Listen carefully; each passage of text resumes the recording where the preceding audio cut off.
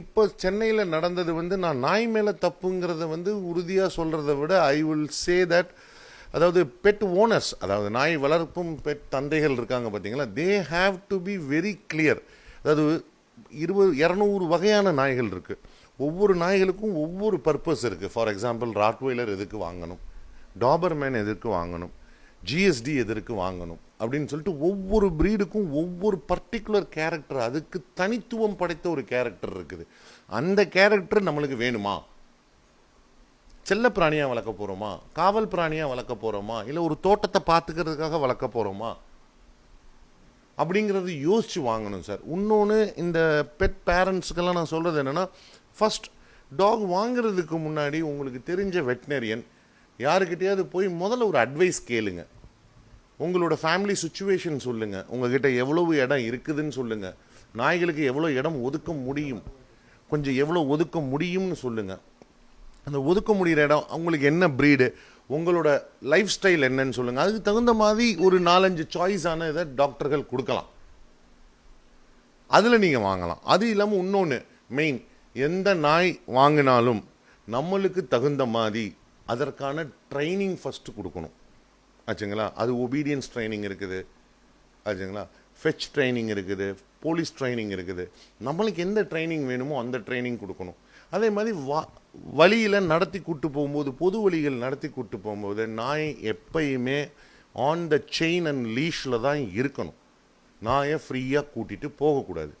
நம்மோட தற்பாதுகாப்புக்காக நீங்கள் ஒரு குச்சி எடுத்துகிட்டு போகிறது, இல்லை ஒரு கம்பு எடுத்துகிட்டு போகிறது, இல்லை ஸ்மால் ஒரு மூங்கில் இதை எடுத்துகிட்டு போகிறது இஸ் பெட்டர். ஏன்னா உங்களையும் பாதுகாத்துக்கலாம் மற்ற நாய்கள் அட்டாக்கில் இருந்து. அந்த நம்ம செல்ல பிராணியும் கண்ட்ரோல் பண்ணுறதுக்கு அதை யூஸ் பண்ணிக்கலாம் ஆச்சுங்களா. ட்ரைனிங் இல்லாமல் எந்த ஒரு பெட் டாகாக இருந்தாலும் அது எப்போ வேணால் எப்படி வேணால் ரியாக்ட் ஆகுங்கம்மா. ஏன்னா இது செல்லப்பிராணிகள் வந்து இது பெரிய இஷ்யூவாக போயிட்டுருக்குது. எல்லாரும் ஒரு நல்ல காரியம் ஒரு கெட்ட காரியம்னாலும் போய் உடனே நாய்கள் வாங்கிட்டு வந்துடுறாங்க. நாய்கள் வாங்குவது வந்து சுலபம், பட் அதை மேனேஜ் பண்ணுறது வந்து ரொம்ப ரொம்ப ரொம்ப ரொம்ப இம்பார்ட்டண்டான விஷயம். எல்லோரும் யோசிக்கணும். நானே என் கிளைண்ட்ஸ்கிட்ட நிறைய பேர் சொல்லுவேன், நாய் வாங்கிட்டீங்களா இன்னொரு 13-14 வருஷத்துக்கு நீங்கள் தியாகம் பண்ணுறதுக்கு கரெக்டாக ஒரு நல்ல சினிமாவுக்கு போக முடியாது, நல்ல கெட்டதுக்கு போக முடியாது, வீட்டில் நடக்கிற ஒரு ஃபங்க்ஷனுக்கு போக முடியாது, இவ்வளவு தொல்லைகள் இருக்குது. இதையும் மீறி வாங்கணுமா? அப்படி வாங்கினா என்ன ட்ரைனிங் கொடுத்து வளர்க்கணும்?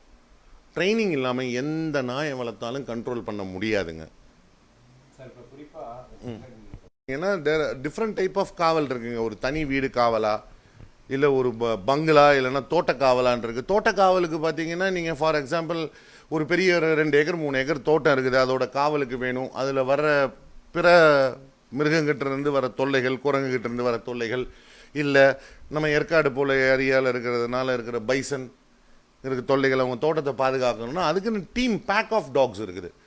நம்ம கோம்பை ஆச்சுங்களா, ராஜபாளையம், டாபர்மேன், இதெல்லாம் வந்து கூட்டு சேர்ந்து வேலைகளை செய்யும். அதாவது ஒரு 3-4 நாய்.